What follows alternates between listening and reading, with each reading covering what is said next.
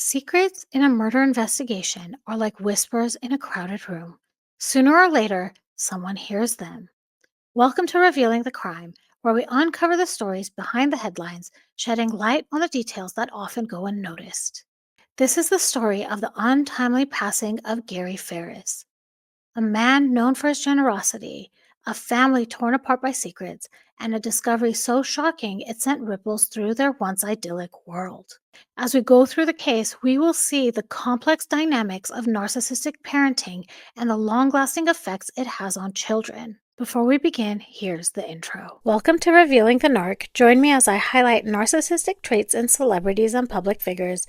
Everything here is in my opinion and not professional advice. If you enjoy the analysis, please like and subscribe. Alpharetta, Georgia, a picturesque town known for its charm and close knit community. But beneath the surface of this quiet life, one family story would take a chilling turn, leaving behind more questions than answers. Gary Farris was a well respected attorney, a loving father, and a man deeply devoted to his family. His loved ones called him Big Daddy, a symbol of strength and support. But in July 2018, everything changed. On that fateful summer evening, Gary disappeared without a trace. His absence sent shockwaves throughout the community and left his family searching for answers. Where did he go? And is someone responsible for his disappearance? Gary was renowned for his generosity, often providing financial assistance to relatives in need. This benevolence, however, became a source of underlying tension among family members. He was the father of four grown children: Chris, Scott, Amanda, and Emily, and he was the husband of Melody Farris.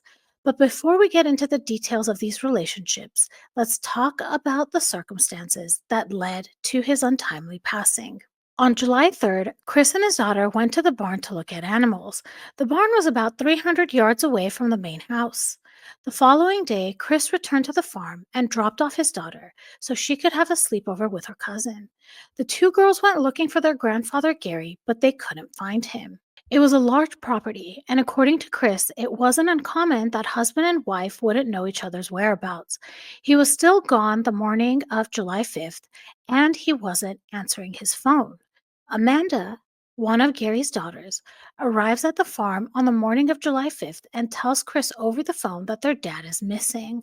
The family speculated that perhaps he had gone to the office, but they noticed that his car was still at home. As the brothers and sisters began to gather at the farm, the youngest son, Scott, starts his search for his father. Scott, an Iraq war vet who lived in an apartment above the barn, was worried because he's thinking that perhaps his father had a heart attack. Scott checked a trail camera to see if there were any images of his father, but he didn't find any and he deleted the footage. At this point in time, Chris had arrived to the home and he jumps on his ATV driving around the large property. He sees Scott and Melody walking down toward the burn pile. This immediately reminded him that his father had said he was going to burn the burn pile on the 4th of July. So, for someone who doesn't live on a farm or has been around one, I was curious about a burn pile. So, it is a common thing on farms and is a place to burn branches and shrubs and other things. It's controlled and contained. When Scott and Chris started searching the burn pile, they found human remains and they knew that their father was gone. Soon the police arrived to do their investigation. They sat Melody down outside, and she began emphasizing that her husband wasn't a healthy individual. She mentioned he would have dizzy spells and feel faint sometimes, and that he was a smoker who did not exercise. She speculated he had some sort of health incident and fell into the fire. Let's talk about this a moment. When a loved one passes, the immediate reaction is usually shock, sadness, or confusion. But Melody, her first instinct was to list off all the reasons why Gary might have perished on his own. And not just any reasons. She immediately started talking about his poor health as if setting up an alibi before even anyone had accused her of anything. This is something we often see with individuals who have narcissistic or cluster B tendencies. I'll go into the specifics of this towards the end of the video. These individuals are not focused on the victim, they're focused on controlling the story. They want to guide how others see them, usually as innocent, reasonable, and even as the real victim of the situation. Melody's behavior followed a classic narcissistic playbook: deflection and justification. Instead of expressing grief, she immediately started making excuses for why Gary may have passed. This is a way to steer suspicion away from her before it even lands. There's a lack of genuine emotion, no devastation, no heartbreak, just a cool, calm, and almost rehearsed demeanor. There's controlling the narrative. Narcissists hate looking like the bad guy. So rather than mourning her husband, Melody tried to shift the focus to why this wasn't her fault without anyone even blaming her yet. This kind of reaction isn't just cold, it's calculated. And if you've ever dealt with a narcissist, you know exactly how they operate when they think they're losing control. Now, let's get back to the story. When Gary's remains were first found, it was thought that he had an accidental passing, but further examination revealed otherwise.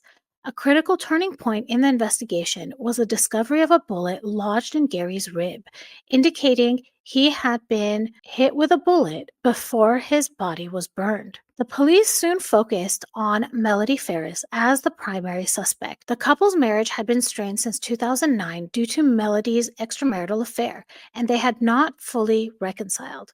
Additionally, Melody stood to benefit from a $2 million life insurance policy upon her husband's passing, providing a potential financial motive. Further evidence emerged that Melody was involved in another extramarital affair with Roy Rusty Barton, and this was a focal point during the investigation and trial. Initially, Melody denied any ongoing relationship with Barton, claiming it had ended a year prior to her husband's passing. However, investigators discovered that this was untrue. She maintained active communication with Barton up until Gary's passing. Following Gary's passing, Melody was found with Barton in Tennessee, further contradicting her earlier statements about the relationship's termination. This led to her arrest for providing false information to the authorities. In a significant piece of evidence, authorities intercepted a communication in which Melody informed Barton that Gary was on a burn pile, suggesting her involvement in concealing her husband's passing. Additionally,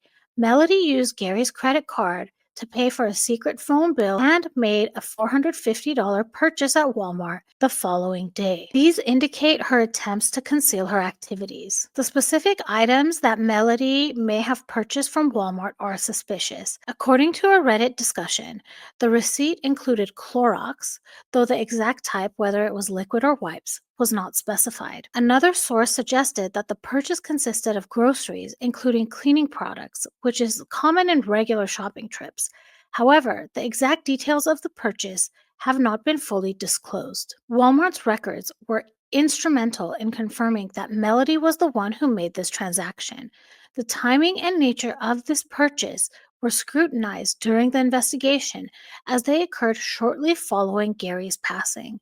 The inclusion of cleaning products led to speculation about their potential use in concealing evidence related to the crime. These revelations about Melody's affair with Barton, along with the evidence she attempted to hide, played a crucial role in the prosecution's case against her. In 2019, Melody was arrested and charged. During the trial, the prosecution presented extensive evidence, including crime scene photographs, digital records, and testimonies from 36 witnesses. One of the most shocking events that occurred during the trial was evidence that Martha Jane Barton, who is both Melody's second cousin and the stepmother of Melody's lover, Roy Barton, testified about a missing firearm.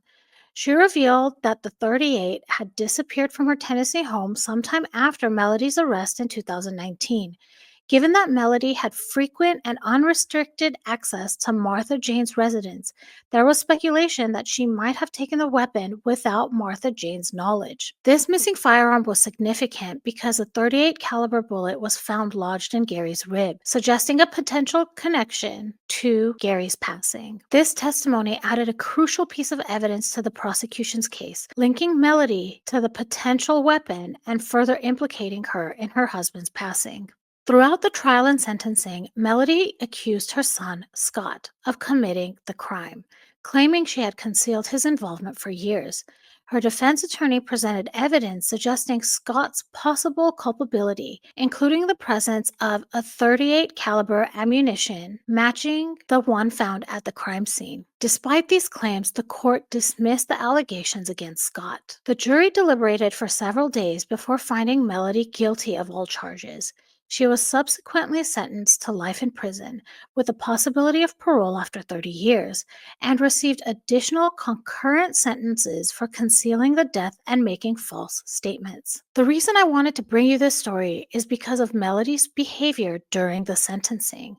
While facing life in prison, Melody didn't show remorse. Instead, she lashed out, pointing the finger at her own son, Scott. Witnesses in the courtroom reported that Melody accused Scott of injuring his father and even implied that the missing firearm was tied to him. Despite the evidence convicting her, she maintained that Scott was responsible, allegedly claiming, "Scott was the one with anger issues, not me. It was his ammunition, wasn't it? Why isn't anyone looking at him?